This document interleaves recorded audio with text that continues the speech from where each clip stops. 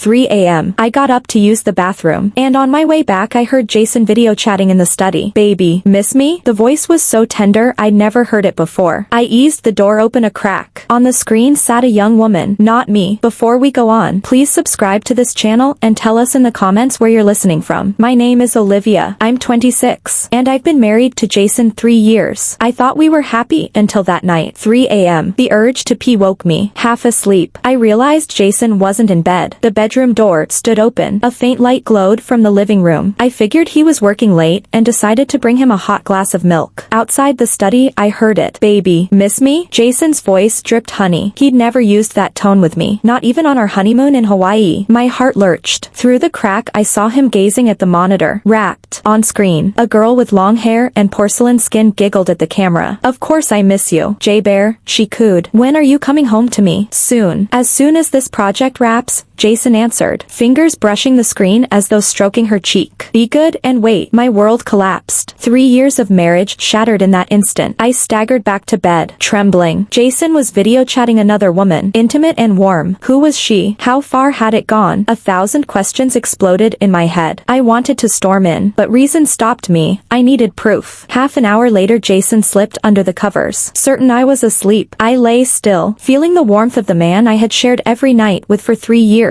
Looking back, Jason had been different lately. He'd started working late, claiming weekend client dinners in Manhattan. Formerly, he hated phone calls at home. Now he stepped away for confidentiality. I'd actually praised his dedication. Turns out I was the clown. At breakfast, Jason acted normal, asking if I'd slept well and what my plans were. I forced a smile while my heart bled. "Sweetheart, I'll probably be late tonight. Don't wait up," he said over coffee. "Working late, or seeing her?" "Okay, take care." My voice sounded perfectly calm. After he left, I sat at the table and cried. 3 years. 3 years of effort, and I believed we were each other's only. Now I saw I was the only one taking us seriously. I opened his WhatsApp. I'd never snooped before. Trust was my downfall. Nothing looked wrong. Work groups, friend groups, family groups. Yet his activity had dropped. He used to post life and work snapshots. Now silence. Had he switched apps? Then I remembered the video. It hadn't been WhatsApp. I drove to Jason's agency. He's creative director at Vance Studios, a small but profitable design firm in downtown Brooklyn. We'd met at a mutual friend's rooftop party in Queens. He'd already worked there. I'd visited a handful of times, drop-offs, lunches, so staff knew me. I put on a blazer, swipe of lipstick, and carried a packed lunch to the gleamy loft. "Olivia, what a surprise," the receptionist chirped. "Lunch delivery," I smiled. "Is Jason free?" "He's in a pitch meeting. Should wrap soon." "Grab a seat." I settled in the lounge, scanning the open plan rows. My gaze snagged on an unfamiliar profile, window seat. Long hair, fair skin, features mirroring last night's screen. My pulse stuttered. "That girl, new hire?" I asked. "Maya. Started last month, super talented. Jason mentors her a lot." Maya. Name logged. Conference doors opened. Jason emerged with colleagues. "Olivia?" For a heartbeat he panicked. Then the golden boy smile clicked on. "I brought lunch." I lifted the bag. "You're an angel." He pecked my cheek. "But you don't have to trek over." Once he loved the trek. Now he discouraged it. I noticed Maya's sneaking glances. Eyes clouded. "No worries. I'm free today," I said. "Back to work. I'll see myself out." I lingered, pretending to hunt for the restroom, and hovered behind Maya. Her phone lit. A notification banner. "J-Bear. Can't stop thinking about last night." Ice shot through my veins. Outside, I floated to my car, mind spinning. The pieces snapped together. Maya's J-Bear. The midnight video. The late overtime. My husband was cheating. I drove home to our apartment in Manhattan on autopilot, almost sideswiping twice. I collapsed on the sofa, staring at the life I'd curated. 3 years ago, I quit my junior designer job at a Manhattan firm to build our nest. I learned his favorite cocoa vin, color-coded his closets, scheduled everything. Our wedding portrait smiled above the fireplace. Jason's promise that I was the most beautiful bride alive. All lies. I scrolled our chat history. Lately the thread had thinned.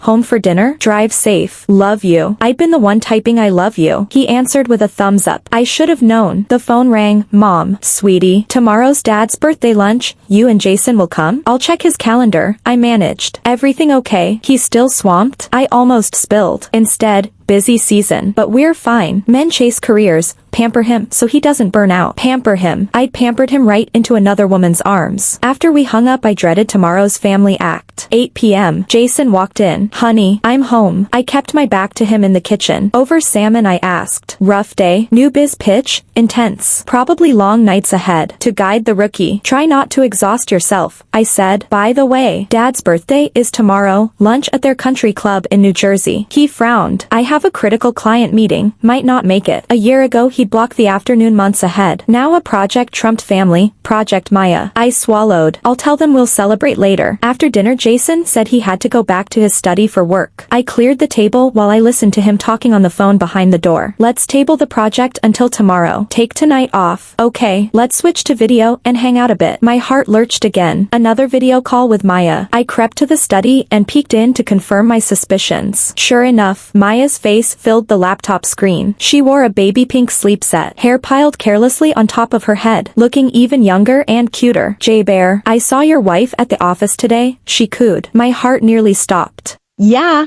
She dropped off lunch. Jason's voice stayed flat. She's pretty, I guess, but looks kinda matronly. Maya giggled. She's not the gorgeous goddess you bragged about. Jason had actually called me gorgeous in front of her. She is beautiful, Jason conceded. But she doesn't have your spark. Doesn't have your spark. The words knifed straight into my chest. Stop flattering me, Maya flushed. Though I am younger. True, and so young your future's wide open. Jason's sugar-soaked tone turned my stomach. So will you divorce her for me? Maya shot back. I held my breath, waiting. Let's wait. The timing's wrong right now. Wrong right now, so divorce later. I stumbled back to the bedroom, unable to bear another syllable. I was apparently old and lifeless in Jason's eyes, whereas Maya was youthful, luminous, limitless. They were already talking divorce. I collapsed on the bed and sobbed. 3 years of marriage ending, and I was the last to know. Next day I went home alone for Dad's birthday. Where's Jason? Couldn't he make it? Mom looked disappointed when I walked in solo. He's swamped with a big project. Couldn't break free. I forced a smile. That boy works too hard. He needs balance, Dad said. Tell him health comes first. I will, Dad. At the table, facing the feast my parents had prepared, I wanted to cry. If Jason and I divorced, how would I explain it to them? They adored him, proud of the perfect son-in-law. Olivia, you look pale. Are you overtired? Mom worried. Just been sleeping poorly. Does Jason stay up late again? You kids must take care. Health is everything. I almost lost it. Mom, if, hypothetically, Jason treated me badly, would you back me? They exchanged glances. Mom set down her chopsticks and stared at me. Olivia, is something wrong between you two? I shook my head. No, just a random thought. Sweetheart, whatever happens, we're your safety net, but couples hit bumps. Talk things out before you throw in the towel. Jason's a good man. We've watched him these 3 years. He's loving and hardworking, Dad added. If there's a problem, rule out misunderstanding first. Misunderstanding. A bitter laugh caught in my throat. If midnight video calls and divorce talks counted as misunderstandings, truth itself was dead. But I couldn't tell them, at least not yet. I needed more proof. A full picture. On the drive home that afternoon I made a decision. I would hire a private investigator. I googled agencies and picked the best reviewed one in Manhattan. Hello, I need to know if my husband is cheating. I stated up front. Ma'am, what specific signs have you seen? I recounted the late-night video sessions and Maya's existence. We can look into it. Time and cost depend on complexity, roughly 5 to 20,000. Money's no object. I want the truth. Understood. Please email his basic details and photos. Hanging up felt like crossing a Rubicon. Maybe I should confront Jason, but denial and tighter secrecy would follow. Hard evidence leaves no room for lies. When Jason came home that night, I was calm again. How was your father's birthday? He asked. Nice. They missed you. I'll visit soon. Just buried right now. Same old line. How's the project? Solid. The new junior designer's brimming with ideas.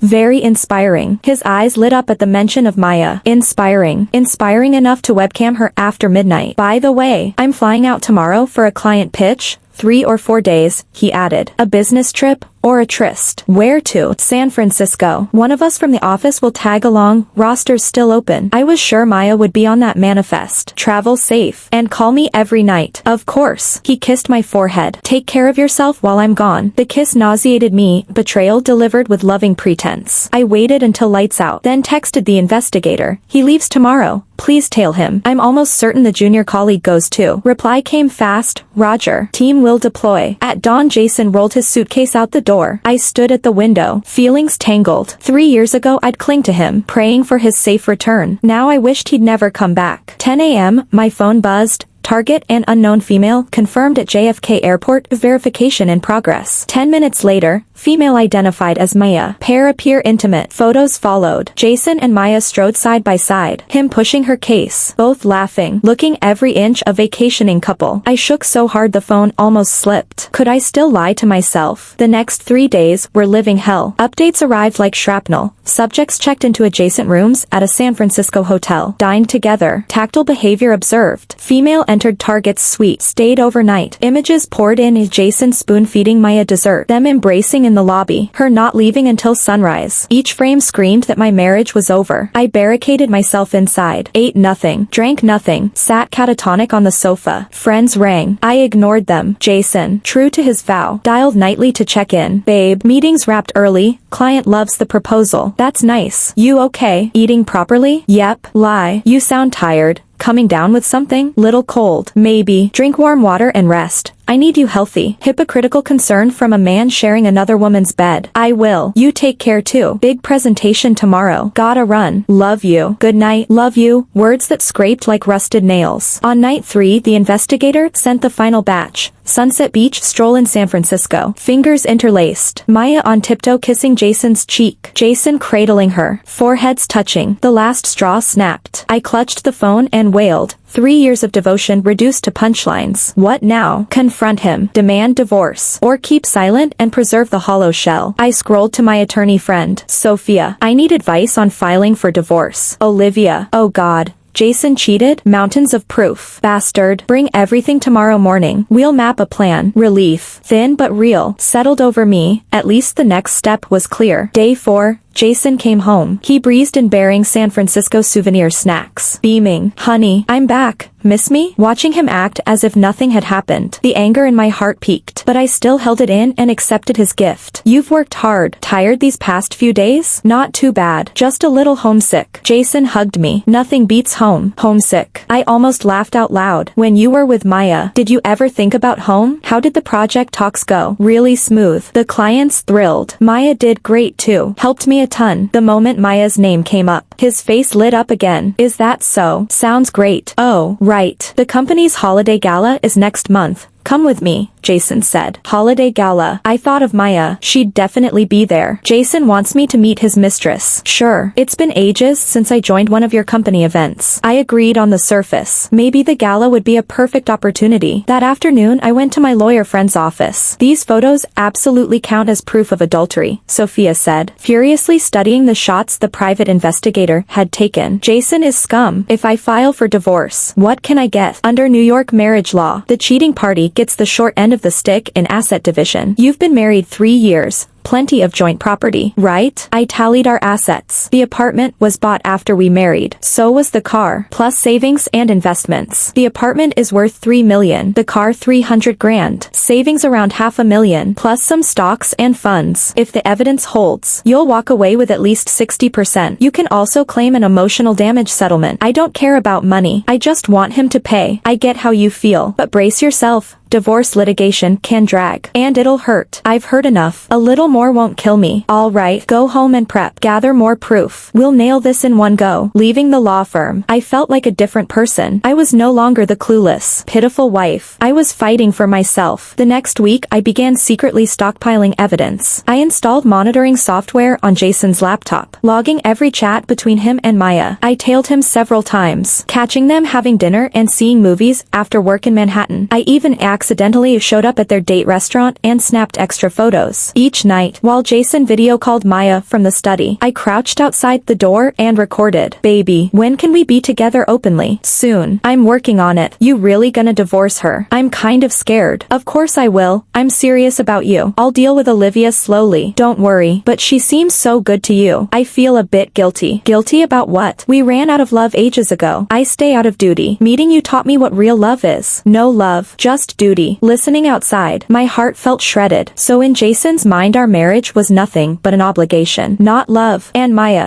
she was his true love. I saved every second of those conversations as evidence. At the same time, I prepared for life after divorce. I started job hunting again. 3 years out of the workforce hadn't dulled my skills. Several interior design firms in Manhattan loved my resume, and interview invites rolled in quickly. I also checked with real estate agents to learn our apartment's market value. While I quietly geared up for divorce, Jason remained oblivious. He still came home on time, ate with me, slept beside me, playing the part of a good husband, but I knew his heart had long since checked out of this home. The day of the holiday gala drew nearer. I chose a flowing red gown, had my hair done, applied flawless makeup. I wanted everyone to see I was still the beautiful, confident Olivia. That evening Jason picked me up. "Wow, you look stunning tonight, babe," he said, eyes widening. "Thanks," I answered flatly. His compliments meant nothing now. I knew whose image filled his mind. At the venue, a luxury hotel in Midtown Manhattan, I spotted Maya right away. She wore a pink dress, fresh and youthful. When Jason and I stepped in, her smile froze for a heartbeat. She probably hadn't expected me to look this good. "Everyone, this is my wife, Olivia," Jason announced. Colleagues crowded over, praising my looks and telling Jason how lucky he was. Once, those words would have delighted me. Now they felt like a cruel joke. "Director Vance, your wife is gorgeous," Maya said, walking up with a smile.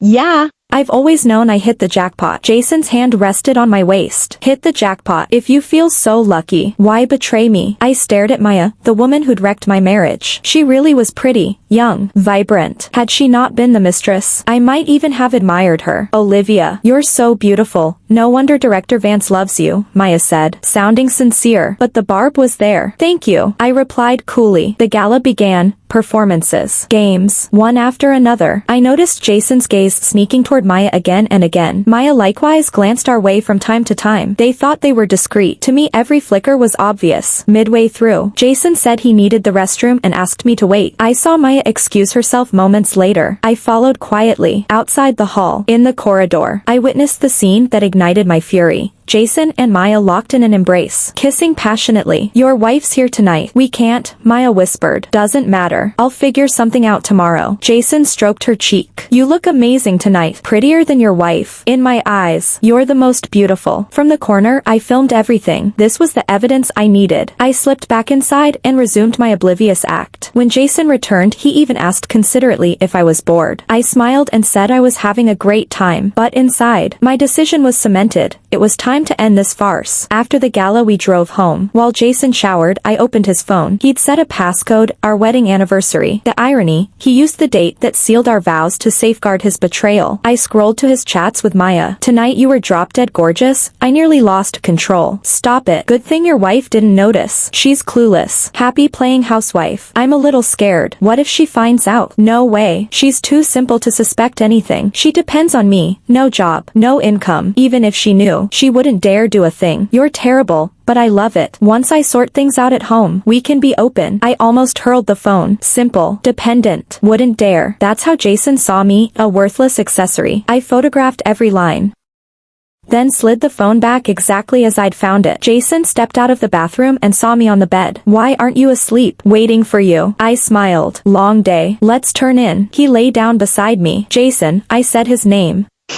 "I love you." The last time I would ever say it. "Love you too," he answered by reflex. Voice flat. I closed my eyes. Tears slipped out in silence. The next morning, after Jason left for work, I called my lawyer. "Sophia, I want to file for divorce as soon as possible." "You sure you're ready?" "I'm sure. I have enough evidence." "All right, come to my office this afternoon. We'll draft the petition." That afternoon I arrived with everything. Photos, recordings, chat logs, airtight. "This'll bury him," Sophia said after reviewing the files. "Jason won't wiggle out." "When can we officially file?" "Next week at the earliest. But prepare yourself, once we file, there's no going back." "I know. Truth is, we ran out of road long ago. I just refuse to admit it." "Then I'll prepare the papers right away." Walking out of the firm, I felt a weight lift. At last, I was fighting for myself. Back home, I began packing. 3 years of memories clung to every object, now mocking me. I filled suitcases with my clothes, jewelry, cosmetics, ready to move back to my parents' parents' home in New Jersey. Mid-pack. Jason came home. Babe, what are you doing? He stared at the boxes. Oh, I'm just organizing some things. He didn't suspect a thing, probably because, in his mind, I was nothing more than a docile housewife who would never fight back. But he was wrong. That night I called my parents. Mom, I'd like to come home for a few days tomorrow. What happened? Did you and Jason have a fight? No, I'm just homesick. Then come on back. Mom will cook all your favorites. The next morning, after Jason left for work, I grabbed my suitcase and went back to my parents' place. When Mom saw me with luggage, worry creased her face. Olivia, what's going on? Mom, Jason and I are getting divorced. I told them everything. When she heard the full story, Mom slammed the table. That Jason, we treated him like family, and this is how he treats you. Dad was angry too, but kept his head. Olivia, are you sure the evidence is real? Could there be some misunderstanding? Dad, I saw it with my own eyes, and I have recordings and photos. There's no mistake. Then that bastard will pay. Dad's rage finally ignited. Don't worry, I've already hired a lawyer. I'll file for divorce soon. Good. We're behind you. A man like that isn't worth keeping, Mom said. With my parents' support, I felt stronger than ever. That afternoon Jason called. Babe, why'd you run off to your parents without telling me? I missed home, so I came for a visit. When are you coming back? I'm lonely here tonight. Lonely? Don't you still have Maya to keep you company? I'll stay a few more days. Mom misses me. All right, spend time with your folks. I miss you. Miss me. If you really did, why did you betray me?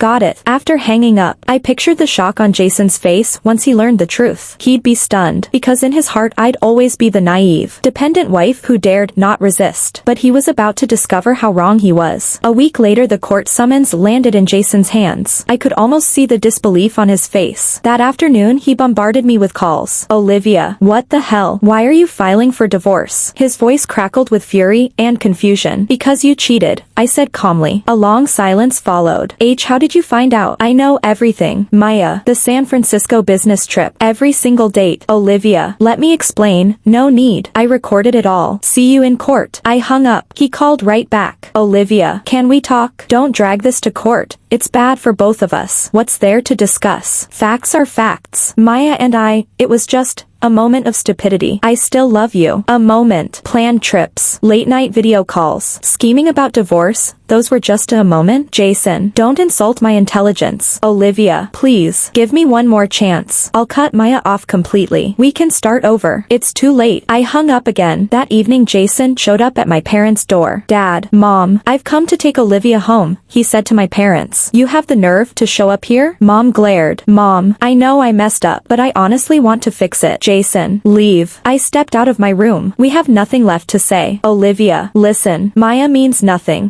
I was infatuated, but I'm clear-headed now. I love you. If you truly loved me, you never would have done this. I was wrong. Really wrong. I'll make it up to you. Can we start fresh? Watching him plead, I felt nothing. 3 years of love. 3 years of trust. Those can't be reset like a phone. Jason, some things, once done, can't be undone. There's no magic pill for regret. Olivia, go. See you in court. Jason stood there, eyes conflicted, then finally turned and walked away, watching his retreating back. My emotions swirled. This man had once been the love of my life. Now he was nothing but a stranger who had betrayed me. The next few days Jason flooded me with texts and calls, even sent mutual friends to intercede. Olivia, Jason realizes his mistake. Just forgive him this once. Men are men. They all slip. What matters is he wants to change. You've been married 3 years. The foundation is still there. Don't blow everything up over one error. Their lectures irritated me. Why is the culprit absolved while the victim must forgive? Why is male cheating understandable while a woman demanding respect is overreacting? I stuck to my decision. Some boundaries can't be crossed. Some wounds can't be healed. A month later, the divorce hearing opened at Manhattan Family Court. I sat at the plaintiff's table, eyeing Jason in the defendant's seat. He looked haggard, remorse swimming in his eyes. But it changed nothing. The judge confirmed the basic facts, then moved to examine evidence. When my attorney played the recording of Jason and Maya, the courtroom fell silent. Baby, when can we be together openly? Soon. I'm working on it. I'll handle Olivia gradually. Jason's face went chalk white. Photo after photo flashed on the monitor. He hung his head, hand in hand on the beach, kissing passionately, embracing outside a hotel. Each image screamed betrayal. Defendant, do you have anything to say about this evidence? The judge asked. Jason rose, voice trembling. I admit it. I cheated. I'm sorry to my wife. He confessed. The man who had denied everything to my face finally owned his guilt. Defendant. Do you consent to the divorce? Jason hesitated a long time, then nodded. I consent. The judge delivered the verdict. Divorce granted. Assets divided 70-30 in my favor. Jason must also pay $100,000 emotional damage settlement. Stepping out of the courthouse, the sky seemed impossibly blue. 3 years of marriage over. Jason rushed after me. Olivia, wait. I stopped and turned. I still need to say something. Go ahead. I'm sorry. His eyes were red. I know it's too late, but I have to say it. Sorry. Message received. If there's a next life, I hope I can love you right. I gazed at the man I once adored. Emotions tangled. Jason, if there's a next life, I hope we never meet. I turned and walked away. Jason's sobs echoed behind me, but I never looked back. Some roads, once traveled, can't be retraced. Some people, once lost, are lost forever. The first month after the divorce was brutal. Though I'd prepared myself, living alone still felt lonely and hollow. I moved back in with my parents. They fussed over me daily. Mom cooked feast after feast, trying to soothe the hurt. Dad, never eloquent, kept me company in silence. Olivia, why don't you stay longer? Wait until you feel better, Mom urged. I can't be a freeloader forever. I knew they meant well, but hiding wasn't the answer. I needed to rebuild my life. I threw myself into job hunting. 3 years out of the game, yet my skills remained. After several interviews, a respected interior design firm in downtown Manhattan hired me. Olivia, your portfolio is outstanding. Welcome aboard. Thank you for the opportunity. My first day back, nerves jittered through me. Colleagues were friendly. My supervisor patient while showing me the ropes. Olivia, here's your desk. Ask anytime you need help. Will do. Thanks. Sitting at my workstation, eyes on familiar design software, I felt fulfilled in a way I'd forgotten. It felt amazing. Work piled up, but I savored the bustle. Early mornings, late nights, brainstorming with teammates, meeting clients, hitting construction sites. Gradually, I reclaimed my sense of worth. Turns out life without Jason could still be spectacular. A month in, I got my first paycheck. Not huge, but my first earned income since regaining independence, priceless. I spent it on gifts for my parents. A small thank you for their support. Silly girl. We're your parents. Of course we'll take care of you, Mom said. Tears glistening. Mom, I know, but I still want to say thanks. Our daughter's grown up, gotten strong. Dad said proudly. Yes, I'd grown strong. Betrayal and divorce had taught me independence, taught me resilience. I was no longer the housewife who relied on her husband. I was Olivia, a woman standing on her own 2 feet.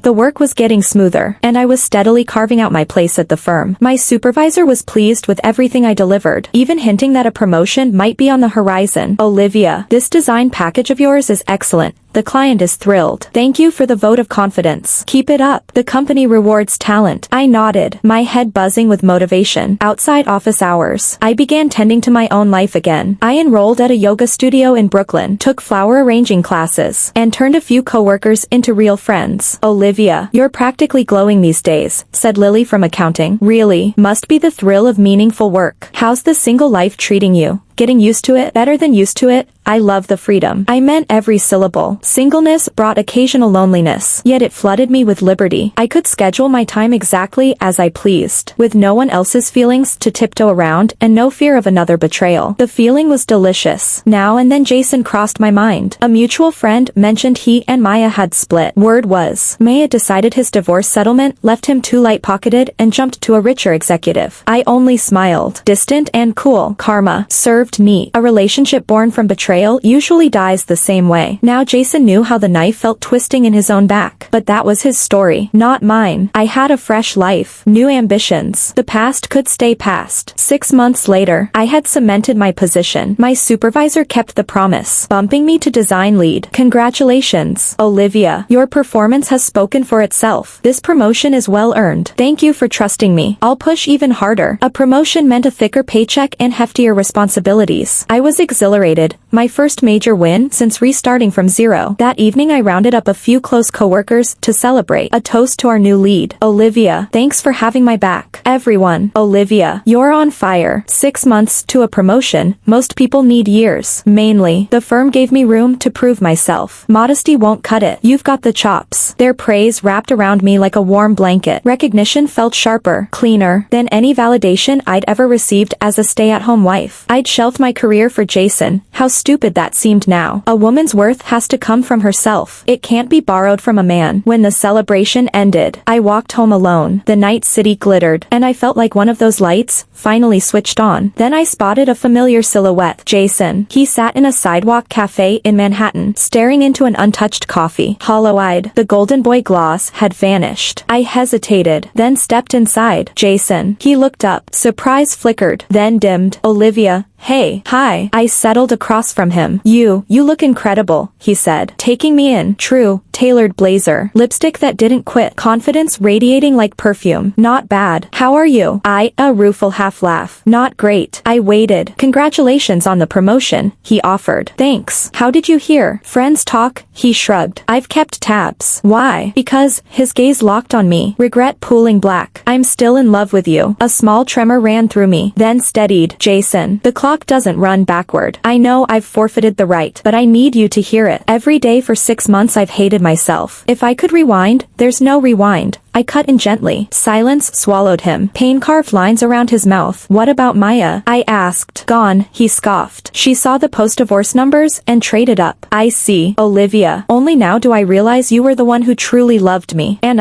some things can't be unsaid or undone. I rose to leave. Olivia. Wait. He caught my wrist. Is there any chance for us? I met the hope in his eyes and shook my head. Soft but final. None. I slipped free and walked out, heels clicking in even rhythm against the pavement. His sigh drifted after me. I didn't look back. Certain roads allow no U-turns. Certain people, once they carve a wound, don't get to stitch it. I strolled home, oddly calm. Seeing Jason had stirred no storm. Just a faint aftertaste of pity. The man I once adored had become a chapter I'd already colored and closed. I had new pages to illustrate now. 1 year later, everything had clicked into gear. Professionally, my team's numbers topped the company charts. And I'd become a cornerstone employee. Personally, I'd moved out of my parents' place and rented a loft apartment in downtown Manhattan. Compact, but every inch decorated to my taste, warm, curated, mine. Each evening I brewed tea, put on vinyl, and read. Pure contentment. Weekends meant brunches with friends or solo museum dates. Popcorn matinees. Aimless strolls through Soho. I even signed up for French and piano lessons, letting new synapses spark. Olivia. You're a different woman, my friend Wendy said over lattes. Different how? Before, you orbited Jason. Now you orbit yourself. That glow is self-generated. I smiled, maybe agreeing. When a woman stands on her own, the radiance isn't reflected from a man, it's produced in-house. One Monday, the receptionist buzzed. A new client waited, a tech founder needing a headquarters redesign in Silicon Valley. Give him the VIP treatment. Olivia. He's a big catch. You've got it. I stopped short when we shook hands. He was young, maybe 31, handsome in a quiet, bookish way. Hello, I'm Olivia, design lead on your project. Adrian. Pleasure. His palm was warm, the grip firm, something electric jumping the gap. We spent an hour mapping his needs. I left hungry to draft. The challenge thrilled me, exactly the voltage my creativity craved. A week later I presented the first concept boards. Olivia. This vision is stellar, miles beyond what I pictured. Happy it resonates. As we refined, Adrian's insights proved sharp, his respect for design genuine. Work sessions felt like jazz. Call and response. Riff and harmony. Between meetings I learned he treated employees like family and partners like peers. One Thursday, drawings rolled up. He asked, dinner to celebrate small victories? Strictly professional, I demurred. Let's call it friendship with excellent food. I laughed and accepted. Over Ot Race we abandoned shop talk. Discovered shared nerdery for architecture podcasts. Vintage synths. Dogs over cats. Ocean over mountains. So, Olivia, married, he asked. Buttering bread. Divorced. Sorry, pushed too far. It's public record. What happened? If you don't mind. Short version, he cheated. Adrian's eyes cooled. Then he was blind. Ancient history. Anyone who rebuilds like you did deserves admiration. Heat crawled up my cheeks. First male compliment I'd welcomed post-divorce. The project wrapped a month later. On schedule. Under budget. Adrian toured the finished space. Eyes shining. Olivia. Collaborating with you has been the highlight of my year. Mutual. Contract signed. But I'd hate to file our friendship in archives. Thanks for listening to today's story. If you enjoyed it, tap like and share with friends. We can't wait to read your thoughts in the comments. Be sure to subscribe for more tales. See you next time.